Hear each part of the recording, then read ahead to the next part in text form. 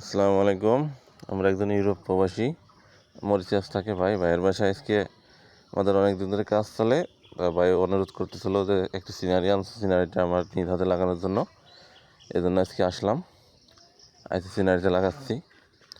এটা হচ্ছে একটি চায়না সিনারি। আপনার উপরে গিলাপ দিয়ে প্রলেপ করা আছে। আর অবশ্যই যত টাইলস মিস্ত্রি ভাই আছে তাদের উদ্দেশ্যে বলবো, আপনারা যখন সিনারি লাগাবেন বা ওয়ালে যখন বড় টাইলস লাগাবেন 12-24 বা 24-48, 24-24, অবশ্যই গোলা ব্যবহার করবেন। গোলা ব্যবহার না করলে কম টাইলসটা কিছুদিন পর খুলে যাবে। এই গোলা ব্যবহার করে কাজ করলে যদি একটু দেরি হয়, আপনারা রেটটা একটু মহাজনের সাথে বললে রেটটা একটু বলে বেশি করে নেবেন, তখন কাজটাও সুন্দর হবে, কাজটা টিকসই হবে। একজন লোক যখন একটা বাড়ি করে অনেক আশা ভরসা নিয়ে করে, তার টাইলসটা যদি আপনারা ঠিক মতো না লাগান, দুদিন পর যদি খুলে পড়ে যায় তাহলে কষ্টের কোনো শেষ থাকে না। এই জন্য আমাদের একটু কষ্ট হলে সবাই চেষ্টা করবেন কাজটা ভালোভাবে করার জন্য।